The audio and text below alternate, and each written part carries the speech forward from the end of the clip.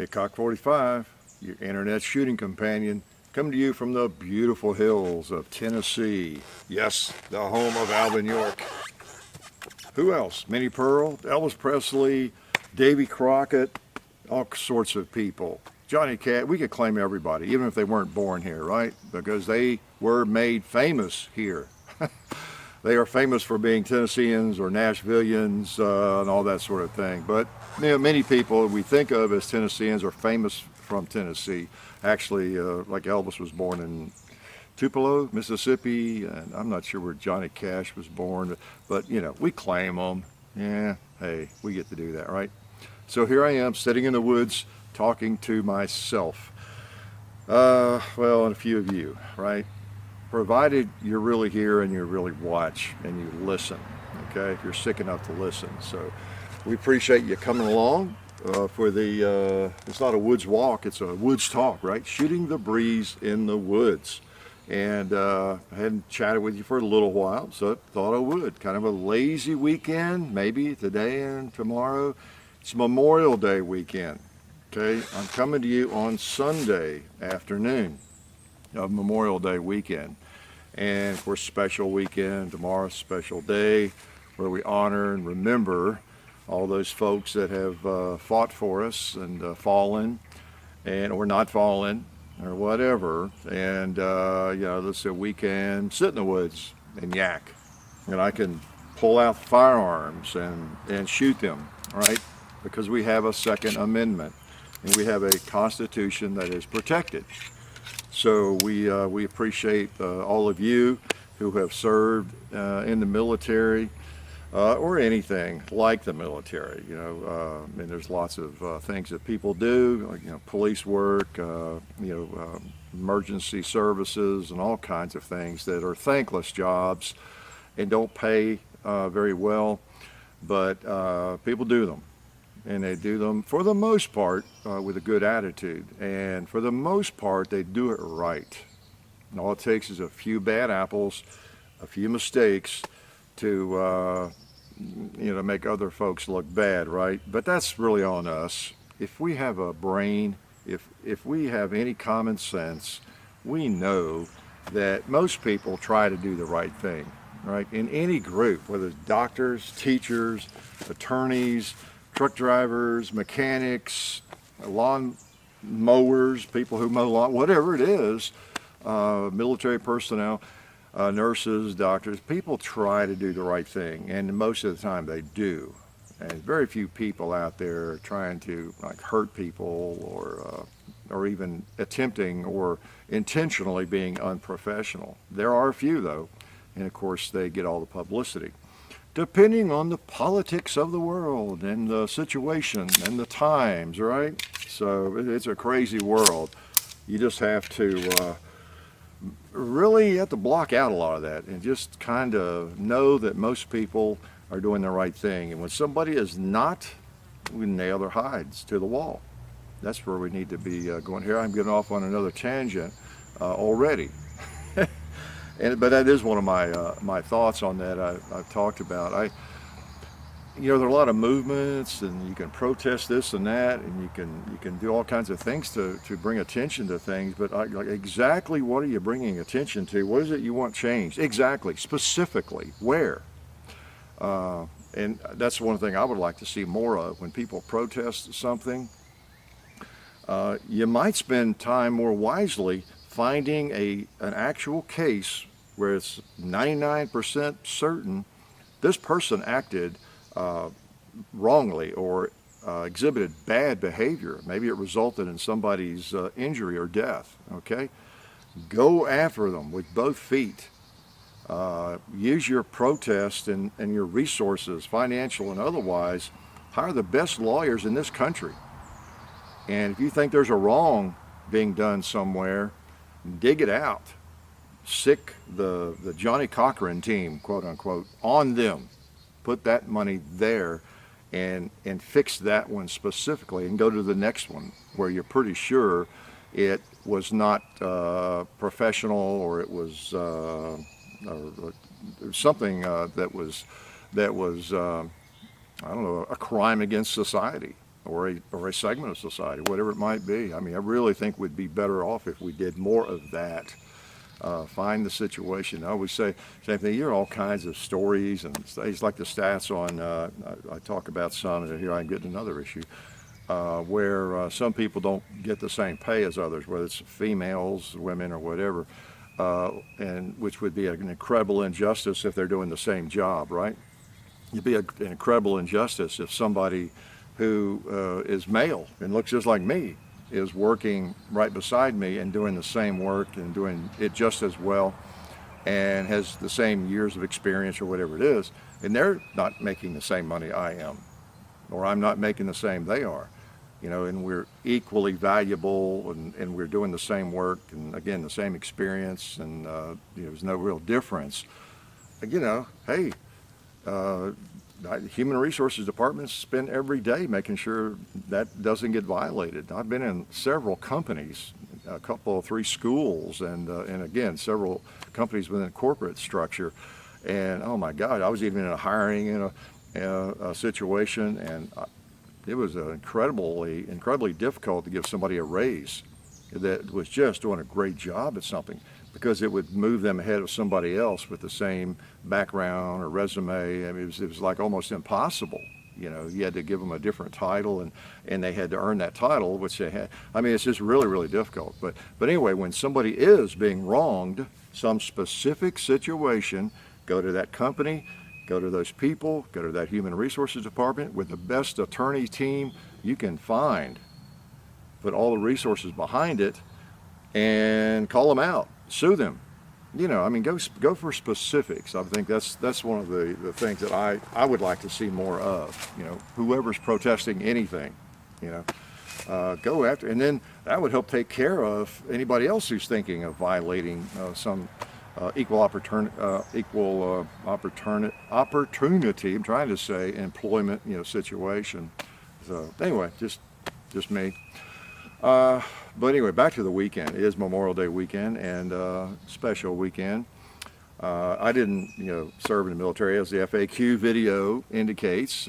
Please look at our FAQ videos. There's about 82 of them, I think, now.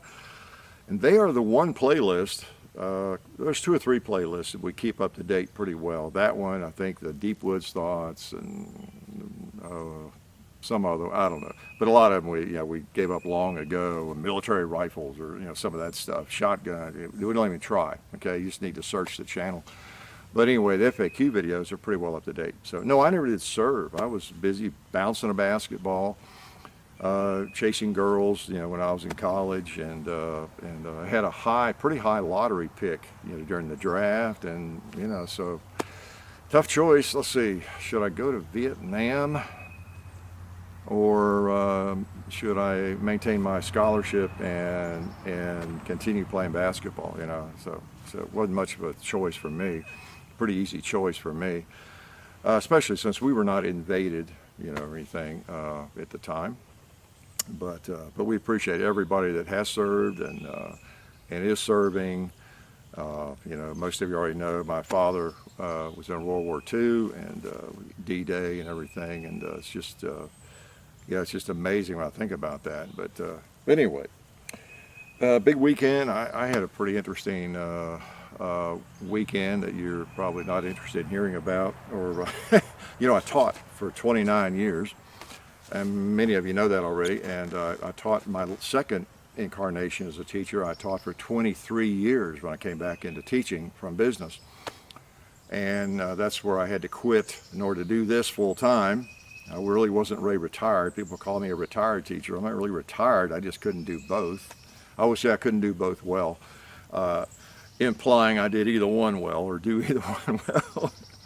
So it sounds good, doesn't it? I couldn't do either one well, so I had to choose one. Let's just not mention the fact that I don't do either one that well.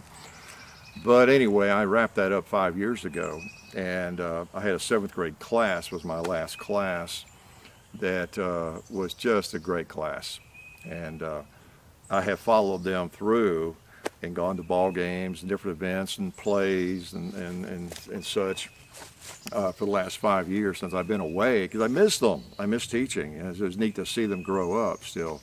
while I was teaching there, all those, I would, have not daily, but weekly opportunities. I'd see them, I'd just be around the school, even when they were in high school, and if I was in the middle school, and so you sort of kept up with everybody and speak to them in the hall and, chat with them a little bit or whatever. But I've been away, so it's hard. So anyway, I went through the commencement exercises for that group, class of 2018, yesterday morning, and it was kind of sad in a way. It was great to see them. They were 7th graders last time I had them in class, of course, although I've kept up with them. And there they are, graduated. Now they're adults, off to college. And that was I didn't cry. I took my hanky just in case. And but the thing is, I probably won't see them again, ever. I can't go to a ball game really and see them, play a soccer game or softball or basketball, because a lot of them play sports, and I could see them there, nowhere else. And so that's the end of that. So that's kind of a weird thing, and a lot of you wonder why that's a weird thing or why I worry about it. I don't worry about it, but if you've ever taught, I've mentioned this before, you really can't appreciate how attached kind of you get, for lack of a better term. You get attached to people, to kids, if you work with them. Think about people you have worked with for a year or two maybe, and then they left the company, or you left, or you were in school together somewhere. You miss them. I mean, wow, we got along great, and now that my colleague is gone. They took a job somewhere else in Arkansas, and I may never see them again. So kids are kind of the same way. You work with them every day for 9 months, and plus, where I was teaching, I saw them. I got to kind of know some of them even when they were in like a grade or two below. Then when they got to me, and then after that, they're still in 8th grade, 9th grade, and I'd see them all through high school and everything. But anyway, you get kind of attached to the goofy kids, and you get to know them, and it's fun if you like teaching. Now, I have known a few people who taught that they never got attached to anybody. They just kind of were glad to get out of there at the end of the day and rest up for the next day, and didn't necessarily enjoy teaching or necessarily enjoy the kids. I was weird enough that I always did. I enjoyed the kids. So anyway, that was it was a traumatic experience for me, and I almost cried. Yeah, but anyway, so that was yesterday, and that kind of closes that chapter for me. If I go back to the school there now, I won't know any students really. A couple of seniors maybe, but I virtually don't know anybody there, and so it's kind of weird. That's the end of that chapter after 23, 28 years, whatever. So now I'm just a gunman. Okay. So anyway, big weekend, 3-day weekend for most of you. I don't know when you'll see this. Maybe tomorrow, maybe on Memorial Day. I'll post it up. Full 30 is slower to process, and if I talk too long, it'll be cut off. Of course, I think I can post about 30 minutes on full 30, but it'll all be on YouTube. All the jabbering. So what's been going on? Got a few guns to do. I'll talk a little bit about that. This is an R11, by the way, long slide. Somebody just this week, you know who you are maybe.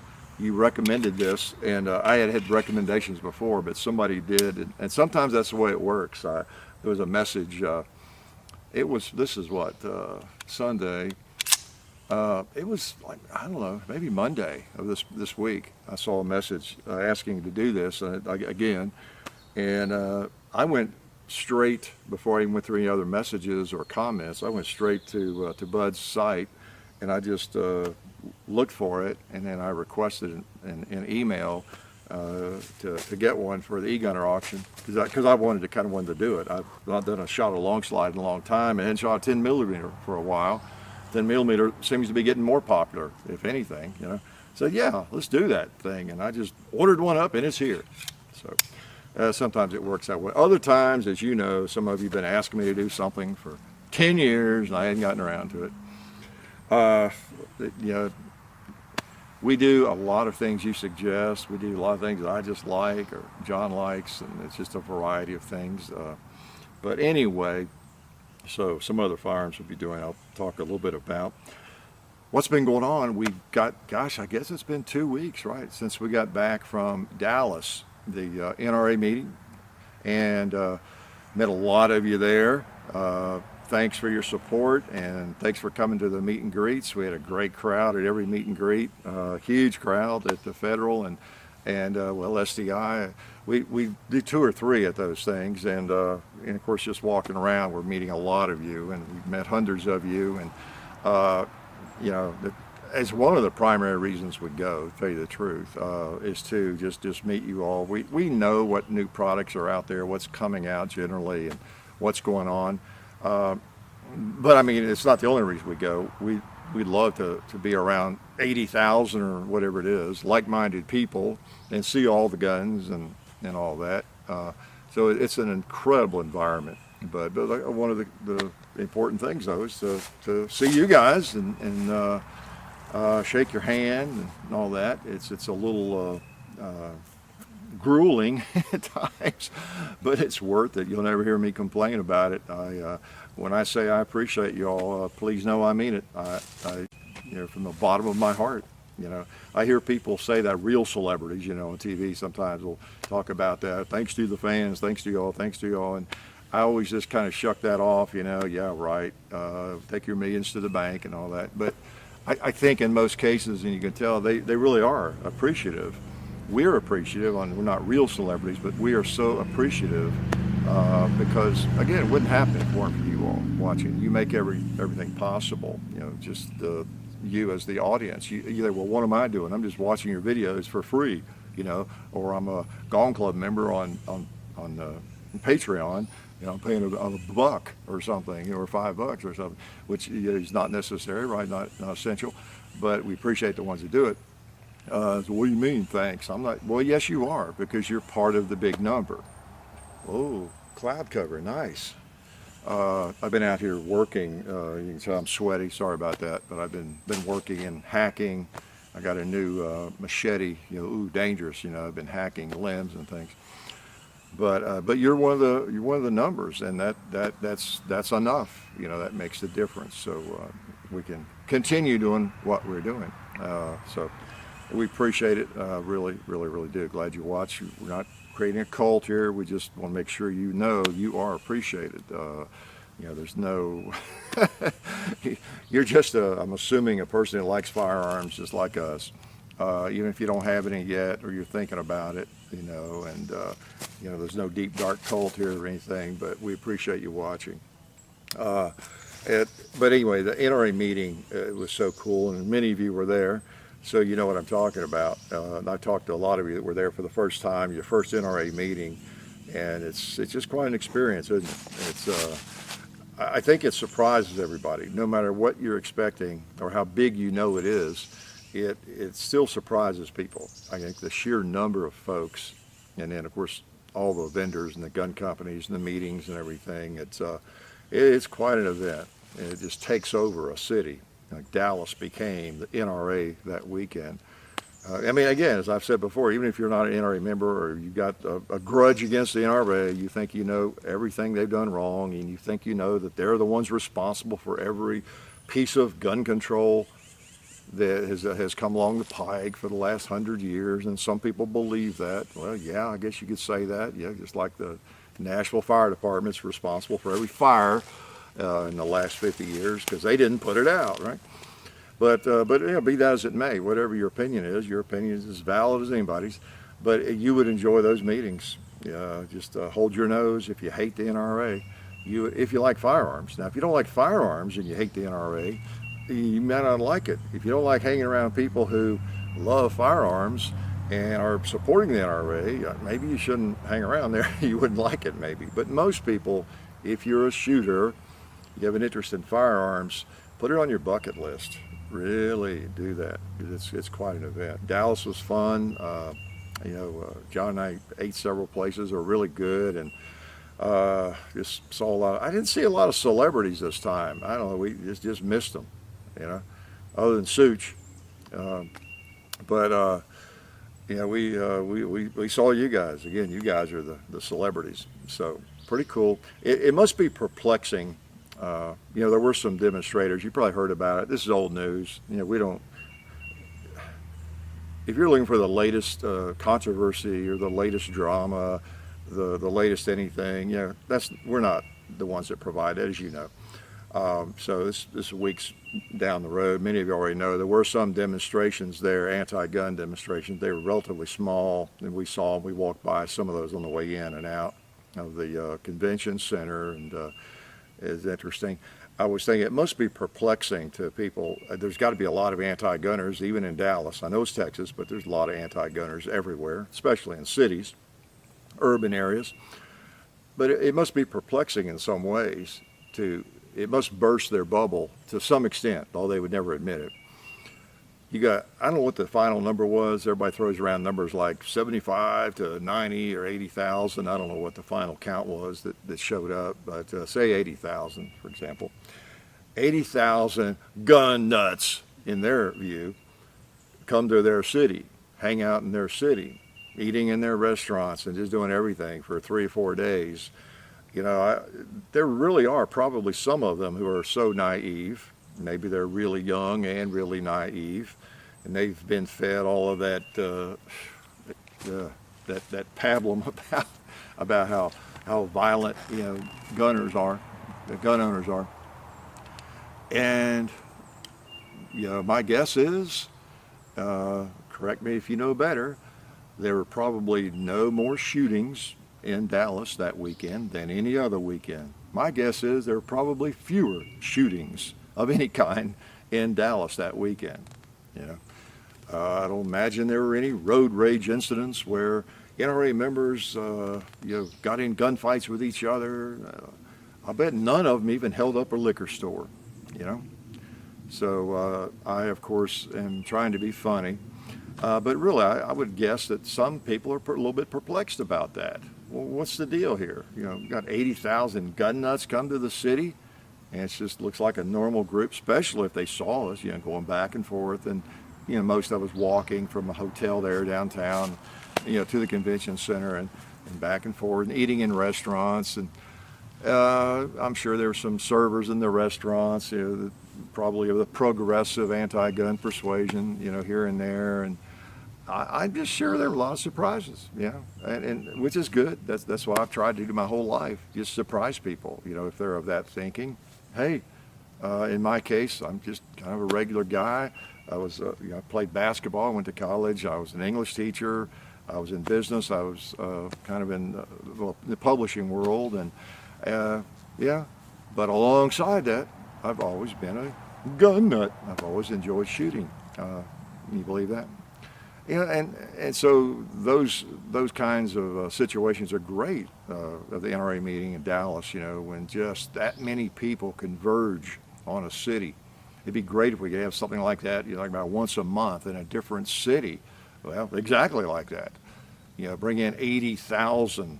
And it's great that we're all NRA members, because, everybody thinks NRA, not everybody, but, the anti-gunners like to think that we're all evil creatures and knuckle draggers,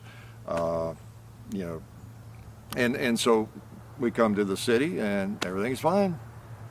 So anyway, that kind of weekend, and it's always that way, of course. It always is. I mean, it's never an NRA member that shoots up a school or a office building or a restaurant, right? Now when there's an active shooter and he's an NRA member, it's because he's on a range, right? Like me, he's actively shooting up some targets, right? So now, something like that could happen sometime. I mean, how many? We got like 5 million NRA members. Somebody could be an NRA member.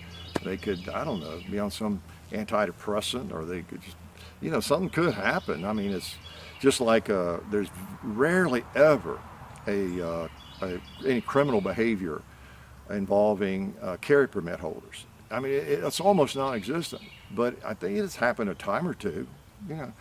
Anything that becomes so mainstream, like firearms, where there's supposed to be around 100 million gun owners. Well, I don't know how many, what we got, 350 million people in this country now. How many of those are children, or people, say, even under 18 or something? I guess they're not counted. You know, even if daddy gave them a 22 rifle when they're 15 or 12, you know, probably not counting that group.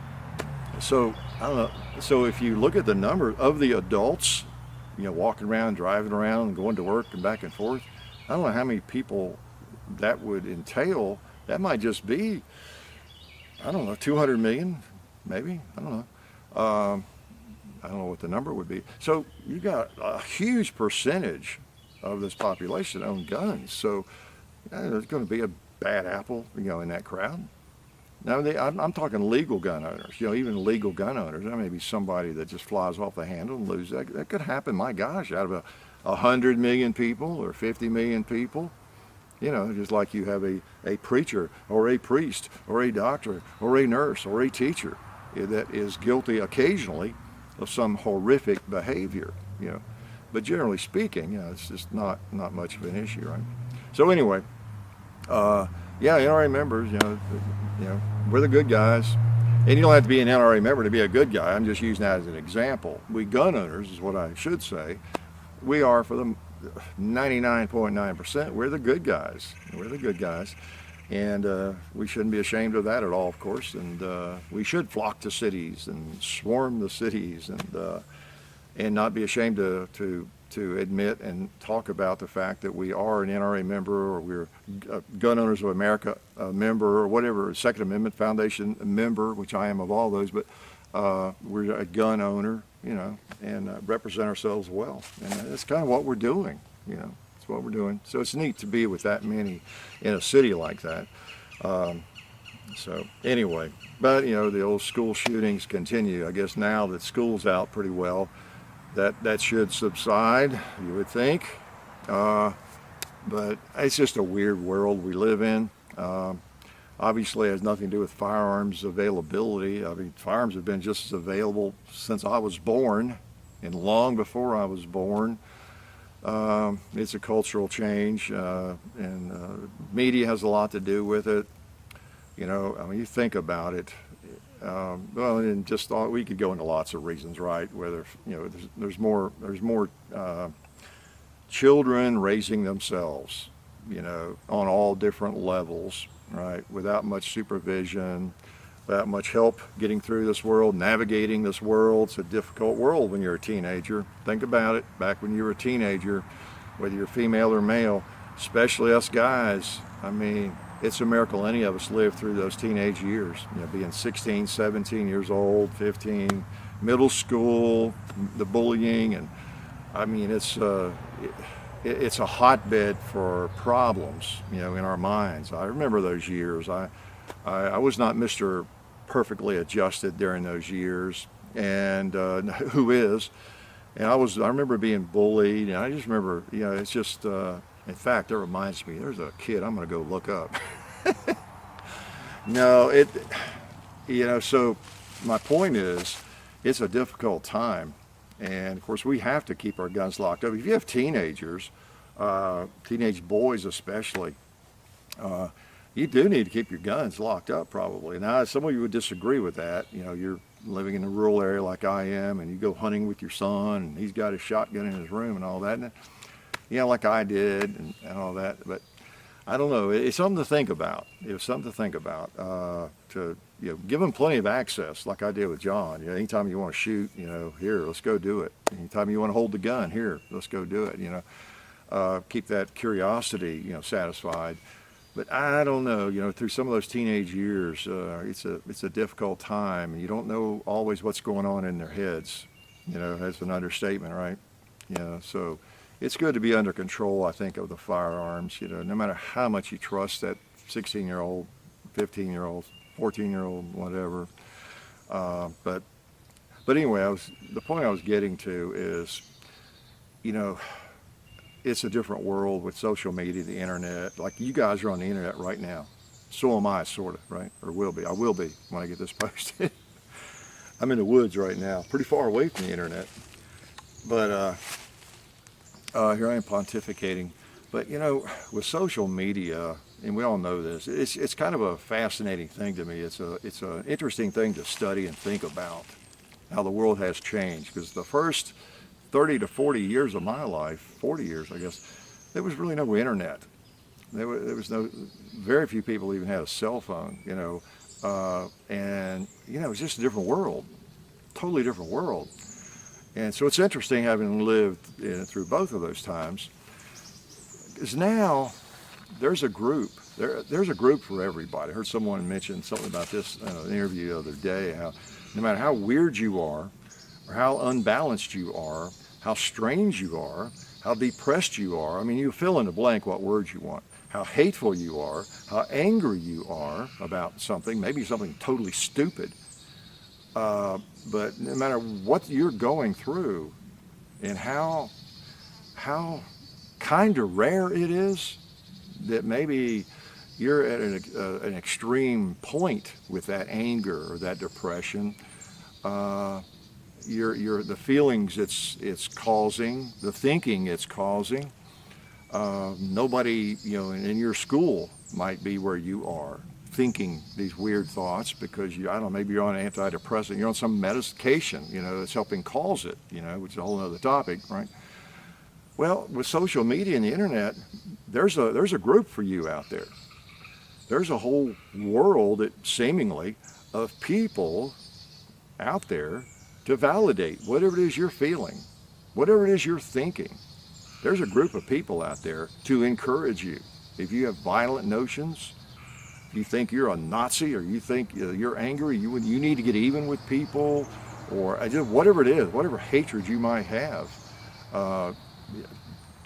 you're just a click away, aren't you? I mean, I'm not saying you, but we're a click away from finding people to encourage us in that, you know, to cheerlead us in that, and just keep it going, to foment it and make it grow. If it's just at the rooting stage, and to really cause it to flourish, you know.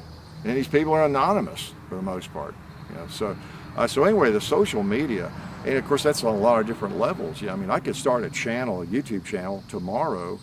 I don't know about what, hating the Beatles, okay.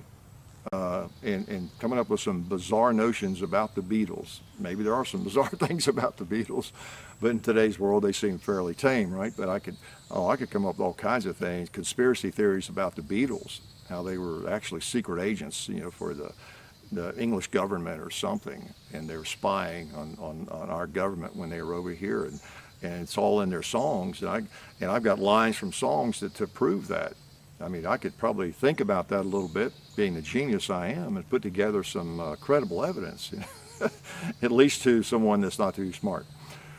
Oh, I could create a channel about that, you know, the evil Beatles. There you go. That's my YouTube channel, and hope somebody didn't beat me to it. And you tell me, would I find people watching those videos? Yeah. Would I find people agreeing with me? Yeah. Would I find people bringing in more evidence to support what I'm theorizing? Yes. So no matter what it is, if it's something hateful, there'll be a remarkable number of people who will flock to it, because you know, it kind of taps into that negative side of human behavior, right? That undesirable side of human behavior. And so that's the thing, I guess, that social media allows one to do, to validate those negative notions, as well as the positive. So I mean, it's a double-edged sword. I'm pointing out the negative stuff here that you know, that creates some of these situations.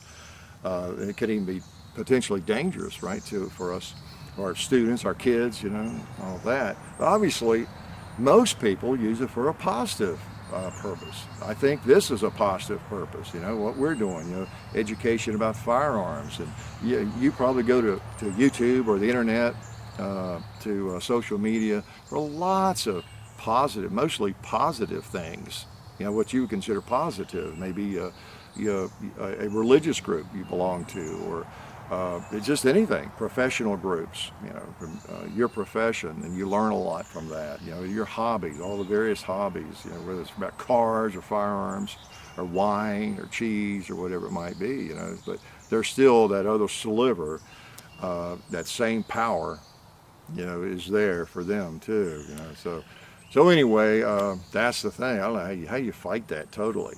How do you fight that? Well, the only thing you can do, obviously, trying to take up firearms. Yeah, good luck with that. Like, if you could start some momentum on that, you'd be 100 years getting that done.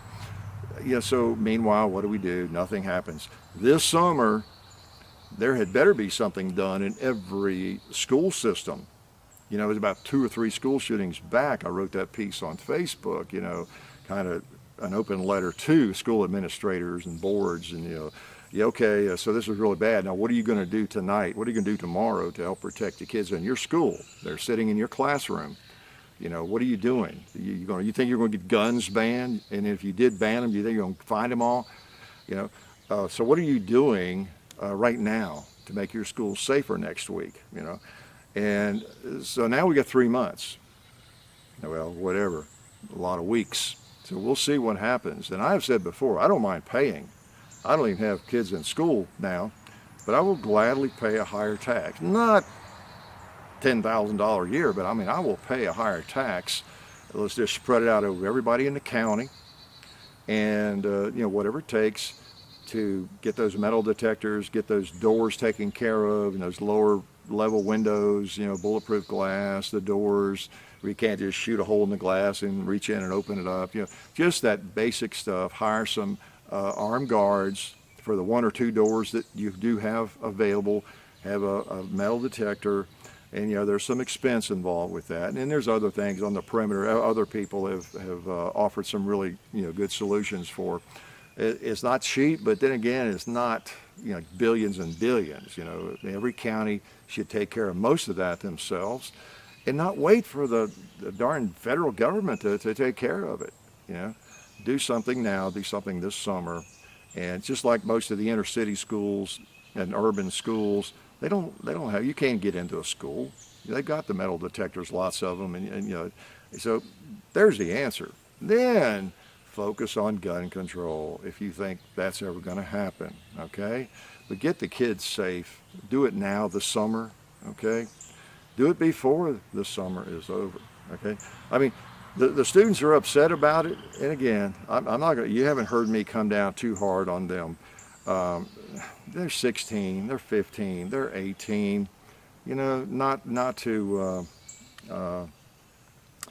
be condescending to young people, because I always try not to do that. You can ask any of my 2,000 or 3,000 students. I'm sure there's a couple that hate me, but.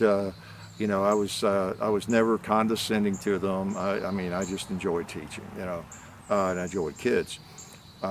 So I say this in all sincerity. They're very, very young, and we don't really understand that until we're like 25 or 30 or 40. How young we were. And so I don't blame them for being mad. And the most obvious thing to lash out at is fire. And if they come from an anti-gun family, what are they going to lash out at, right? But what was I going to say? I can't blame them for being mad. And I think do boycott. Do some boycott. Here's the thing you need to boycott, students. Okay, if you're going to be in a high school or middle school next year, boycott the darn school. Don't go back to school. Let it be known. Organize this summer that we are not coming back. We will come back to school, and it'd have to be en masse, so you don't get in trouble. You need all 500 or 3,000 of you not to show up the first day. You need to let your school board know you're not coming back to school next year, unless the buildings have been hardened, protected. How's that? You want to do something that'll get some action, that will make you safer come September, do that. All right. Boy, I'm on my, that squirrel's coming at me. No, he's not. I'm on my stump. Actually, it's a bench. I'll get out of my workroom there, out here, instead of a chair today. So, but I'm on my stump today. I'm sorry. I just got wound up there. No, I'm not really sorry. Maybe I should talk about guns. All right. But anyway, those are all real important issues, and we have to do something. We've got to protect the schools. as we've been saying for a long time. Firearms, if you didn't know it, are a lot of fun. This is one we're going to do. Good old 1911. As I have said many times now, I really like 1911s. You know that. I have several. Many of you do too. That doesn't mean this is my favorite carry gun, you know. And to reiterate that old theme, just because you buy a firearm doesn't mean you think it's better than a SIG. If you buy this gun, for example, or I buy it, that doesn't mean I think it's a better pistol than a SIG P320 or a SIG P226 or an M&P or an M&P Shield or a Glock 19 or a Glock 20. This is 10 millimeter. Doesn't mean if I were to buy this, it doesn't mean I think it's better than a Glock 20, does it? No, it just means, hey, this is cool too. This will be fun to shoot, you know? Or maybe I decide, you know, I like my Glock 20, but this thing, oh, it has a neat little front sight on it. It has a fiber optic, and it looks fine. By that I mean fine, you know, small, not fine, good. It's small. It's very clear, and I feel like I could really pop a hog if I was a hog hunter or something like that. So it might be more appealing if I was going hog hunting than my Glock 20, you know. Hopefully it will be as reliable. I have not fired it yet, so we'll try it out. But anyway, the old theme, John's talked about it, so have I, and I'm sure others, that, speaking of that, I think I mentioned, well, in answering somebody in a comment this week, I'm sorry, I don't get around to see a lot of videos. We're so busy with what we do. And it's funny, I've talked to other people that do this. They have pretty big YouTube channels and things, and a lot of them will admit to that. Man, I'm sorry, I can see one of your videos in a while. I'm so busy, I just don't get to look around. That's a shame, isn't it? I look at I look at a lot of them when I'm doing some research, and I find it interesting what some other people say about a particular gun. And I don't do enough of that, because sometimes, what was it? It was a SIG P365, you know, because in the video we did with that, we had an early one, kind of early, and well, not really early, but before they tweaked them. And I remember in the video, it didn't go fully back into battery once, and I just sort of popped it and went on. You know, well, you're shooting a semi-automatic, you know, that happens sometimes. You get a little grit or something, but as long as it's not doing it regularly, okay, you make a mental note and you go and shoot. Well, I didn't stop and say, oh, did everybody see that? Uh-oh. You know, I didn't make a big deal out of it at the time, and then I sort of forgot. Didn't think anything about it, really. Well, unbeknownst to me, there were videos already posted on that firearm where that was a big issue, apparently, with some of those early models, or 365s. I didn't know that. You know, if I had known that, I would have stopped, and because it would have been on my mind. Okay, this one did it too, you know, and I would have, you know, said something about, you may have seen other videos, you realize that is one of the issues that people are having with this pistol, and I just had it happen once, you know, or something. So, but anyway, I need to get around and check out people's videos more. Got blood on my hands. I've been cutting, hacking into cedar trees and stuff, and I thought I'm gonna come over here and do a shooting the breeze here. So here I am, sweaty, bloody, you know, never let anything stop me. But anyway, firearms, back to my point, they're just fun, a lot of fun, and probably most of the firearms I own are not necessarily practical firearms I'm going to use for anything, you know, especially I don't even hunt. But even if I were a hunter, you know, there's still a lot of firearms I have that I would not take hunting. You know, they're just cool. They're cool firearms, fun to shoot, you know. And I do have more firearms than you need. I should talk about that more, really. If you're just getting into firearms, you know, I've warned John about this. You don't do what I do what I say. I have collected more, really, than I need, quote unquote. Part of that is this project, though. Since we've been doing this for 10 years, I was really starting to pare down some. And well, at least I was trying to stay even. You know, if I bought one, I needed to sell one, trade or whatever. And And then we got to doing this and ended up with more firearms, just because I'd buy it, or back when we got more T&E guns, I would really like it. Oh, that was cool, and I'd call them, maybe it was like Springfield, whoever it was, and see what my price would be on it. And it'd be like a huge price, of course. And I think, well, for that, I think I'll buy it. I just end up with guns that I really shouldn't have bought, probably. But anyway, such is life. Hugh Hefner had the same problem, right? In a different way, right? And it wasn't a problem. So anyway, a lot of firearms are just because you enjoy them. Just because you enjoy them. Now you'll see a lot of articles and videos and all that kind of thing about how terrible, and this gun sucks and that gun sucks, and all this kind of stuff, and everything. And clickbait. The world has become, internet has become the world of clickbait. And it's really almost not a negative thing. It's not a criticism of somebody that uses it. Really. I mean, you see videos, most videos and titles of videos, it seems, are clickbait. And it's kind of like the old deal I used to tell my students, if everything is clickbait, nothing is clickbait. If everything is up, nothing is up. If everything is green, nothing is green. And it's just the way of the internet, almost. So we don't do much of it because we're not providing drama and that kind of thing, and most of it's semi-educational, I hope. I guess I don't want people to be disappointed. I want viewers, if they see a video of ours, I want them to know it's going to be boring. Okay? I don't want them to be fooled into thinking it's going to be something interesting. Like this will be called Shooting the Breeze, whatever it is, 25, 26, I don't know what number it is. I'll know before you see it, right? I don't want people to think this is actually something interesting. I could do clickbait. Let's see, what could I call this video? Shooting the Breeze. Hickok almost blows his big toe off with a 45. Or so, I could draw people into it, and I could have a thumbnail of me pointing this gun at my big toe, right?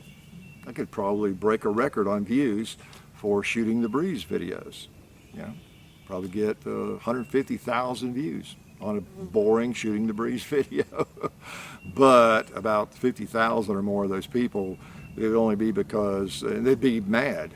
Oh, I thought that was something interesting, But anyway, I don't know. I've lost track of where I was going with all that.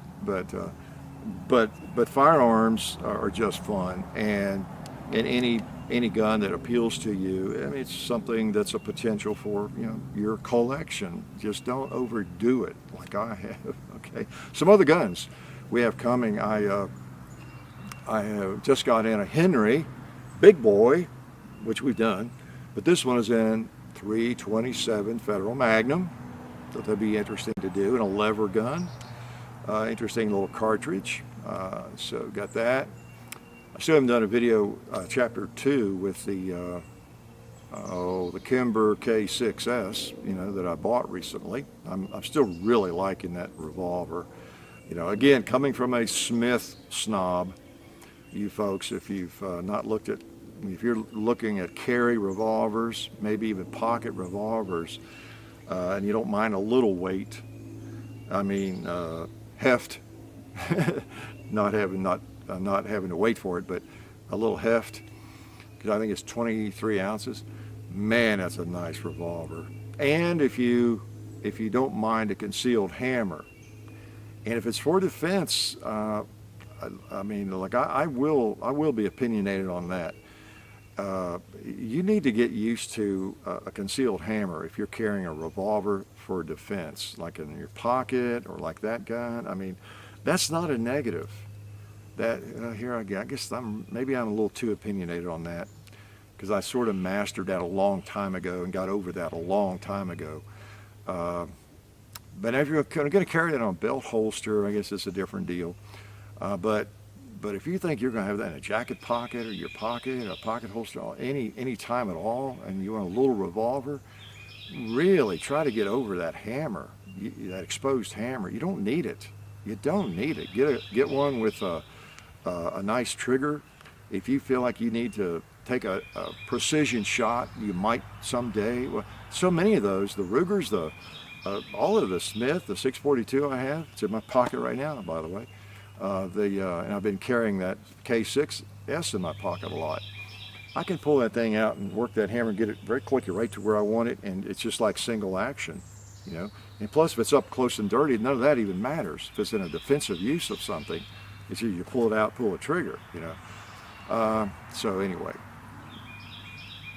that's my 2 cents worth, okay? You can believe it or not.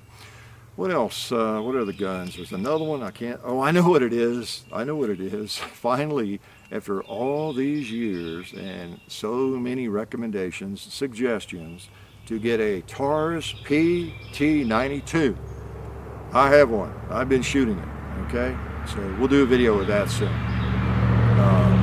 Very much like the Beretta 92, of course. An interesting history though. They didn't just copy the Beretta 92.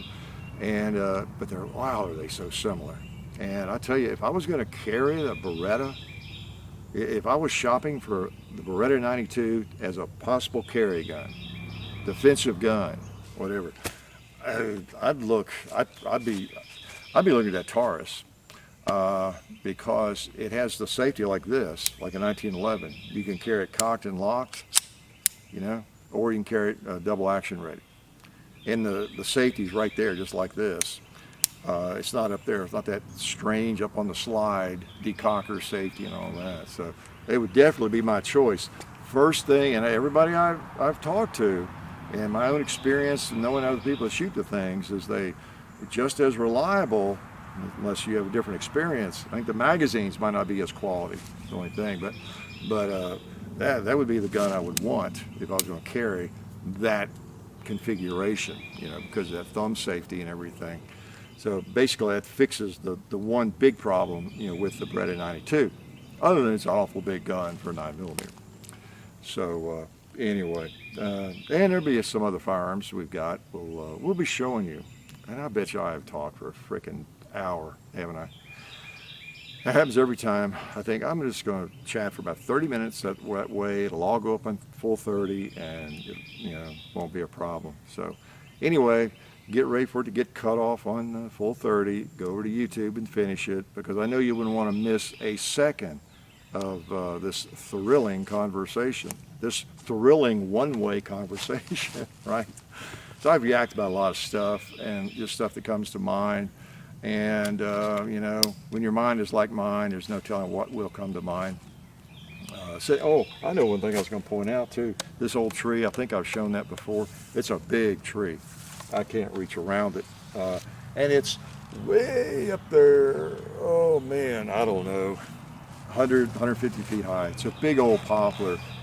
Well, speaking of getting old, I remember quite vividly on my tractor, which you've seen, I used to bush hog everything you see behind me. That was all just mowed off. I bush hog all that. First about 3 years I lived here. And then I decided to, this was the first tree actually. I thought, oh, that's a poplar tree popping up there. It was just a little sprig. You know, it was, you know, it was not even that big or that thick probably. And it was just growing here, right there in fact, where that tree is. And that's a poplar. I think I'll mow around that. And I mowed around it a couple of times, and then it, you know, got a little bigger. Imagine that. Poplar trees do grow pretty fast, and so I just continued mowing around it, and the rest is history. Yeah. So that would have been in probably 88, about 88, 1988, not 1888, about 1988, 1989. The latest. So I know how old that tree is. You know, most times you walk through the woods, see a big tree, and you have no clue. You can guess at it. You can cut it down, count the rings and all that, make an educated guess. But I know on that one how old it is. So, you know, within a year, let's say. So that's my old buddy. And I've got about 3 others like that are about the same size that I just let them grow. Poplars grow really well. In fact, Tulip poplar is the Tennessee tree. So they're fairly plentiful in Tennessee. And they're beautiful trees. Big old beautiful trees. We've got a bunch of them on this place. Lots of them.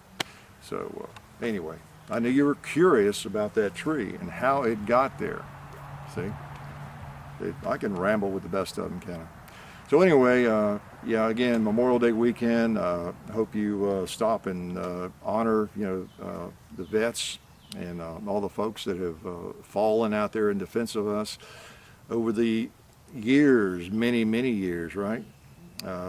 We may not always be involved in situations that some of us think we should be involved in, but that's not the choice of the vet out there, the soldier on the line.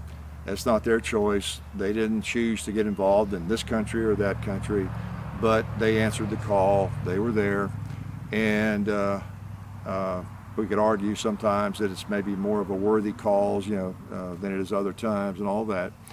But they were there and risked their lives, and some lost their lives, and some horrible situations. And so anyway, it's tough. I always, I appreciate anybody that's in the service. I don't care why they got into the service. And there are some people that go in because they maybe don't have a job going at the time, and it's just something to do maybe. It's not from the patriotic heart necessarily. There's probably some of those, right? Has to be. They just don't know what they're going to do. They're not sure. No, let's join the Army or join whatever. But that doesn't matter. Once they do that, they take an oath. And whether it's the National Guard, whatever it is, next week, they could be in some other country, 2, 3, 4, 5,000 miles away, dodging bullets, sleeping in the sand, right? And they know that. So for whatever reason they join, they face that. So I appreciate their being willing to do that, right? So I can sit here and yak about anything I want to on camera, and I can post this on the internet, for everybody to see it if I want to. I probably won't post this, so you probably won't see it, okay? I hope you forgive me for that, but I could say anything I want because of all those people that have served, protected our Constitution. I really can. Now I might meet consequences, right? That's the thing people don't understand. Some about the First Amendment. Don't you grow weary about that? People, well, I got the right to say what I want. I got the right to post what I want. I've got the right to do what I want. No, you have the right not to be harassed by the government. All right, that's the First Amendment. So I can say what I want right here and post it, short of threatening the president, for example. Right, that's one thing you can't do. But I can say literally I can say he's an idiot. I can call any president, any senator, any congressperson, the mayor of my city. I can call them an idiot, and I can post it on the internet if I want to. Right. I can go stand on the sidewalk and call them an idiot. I can hold up a sign and say so-and-so is an idiot. I could have done that with every president for the last 10 regimes if I wanted to. And I would not be hauled off to jail. Not at all. So now, there might have been consequences, right? I might have lost my job because there I am on the news and I am holding up a sign that says whatever president's an idiot. And I'm getting into politics, and when I was teaching or when I was in business, that just doesn't look good for the company. They could fire me. And I certainly couldn't do it at work, right? But even doing it away from work, I'm representing that company. So I don't have a freedom from consequences, but I do have the freedom from government harassment or arrest. I can say what I want, which is unlike a lot of countries around the world. I might be thrown in the clink for saying something derogatory about a politician, right? That's the thing we don't have to worry about. A lot of people have fought and died for that freedom. So I just want to mention that First Amendment again. A lot of people don't seem to understand the First Amendment. You can't come onto my property and do something just because you have the freedom to speak, or into my living room, or walk up on my front porch and start shouting obscenities or something, or even on our YouTube channel, just whatever, or me on your YouTube channel, or come to your house and stand in your driveway and shout obscenities or something. I mean, I don't have that right. Now the government won't, retaliate for it. Now you will, and hopefully you would have me arrested or taken off your property, right? So anyway, a lot of people don't understand the First Amendment. Maybe I don't understand it. Maybe I shouldn't understand it, so I just quit talking, okay? I would quit exercising my First Amendment rights, sitting in the woods by my old pal here, talking, and no one is around. Now, I enjoy kind of yakking with you guys, and again, in the videos, most of the shooting videos, the firearms videos, we pretty much stick. I editorialize a little bit, but we stick to what we're doing with the firearm, or hunting 2 liters, or killing zombies, or whatever we're doing. And so it's kind of fun to just talk about anything I want to. And as I've said before, it's a miracle I've not put my foot in my mouth more than I have. I've just done that a time or two. It's the same old deal. I have freedom of speech, but if I'm not clear in what I say, and people get mad at me for it, that's my fault. That's on me. I don't have to worry about the government coming after me, but I might make some of you mad. Don't mean to. I'm sorry if I do. No, I enjoy you guys, and I appreciate your support. It's so appreciated. Glad that you watch our videos, and I hear from some of you, many of you, tell me that you get unsubscribed. I'm not sure what that's all about, but we post 2 or 3 every week, every single week, kind of on a schedule, really. I mean, don't mean to. We post them anytime we want, but it just kind of works out, usually around Tuesday night, Friday sometime, maybe, and maybe Sunday, like today, tonight or something, and then again on Tuesday. About 3 a week usually, so we're still posting whether you're watching or not. And if you're not, you are in jeopardy of being fined. You won't be arrested, like I say. You have the freedom to do what you want, but you could be fined, okay? I may send the local deputies to your house if you're not keeping up, all right? So anyway, I'll shut up and get out of your hair. I appreciate you watching, and have a good week, and be sure you shoot something if you possibly can, okay? Get to a gun shop, rental range, or whatever, and rent some guns. You're looking for a new pistol. I get a lot of questions about what gun should I buy still, because we get a lot of new people coming in every day. You need to get to a rental range and try out some firearms. I can't answer, what firearm you should buy. I really can't. I can't anymore than I can tell you what car to buy, or who to marry, what dessert to order. There's so many different firearms. Some of the ones I like, the ones I brag on, that work for me really well. And it works for other people too. There's those obvious firearms that you can't go wrong with them. Whether it's a shield, if you're looking for a kind of a pistol, maybe a self-defense pistol or something, you can't go wrong with a shield, M&P shield, right?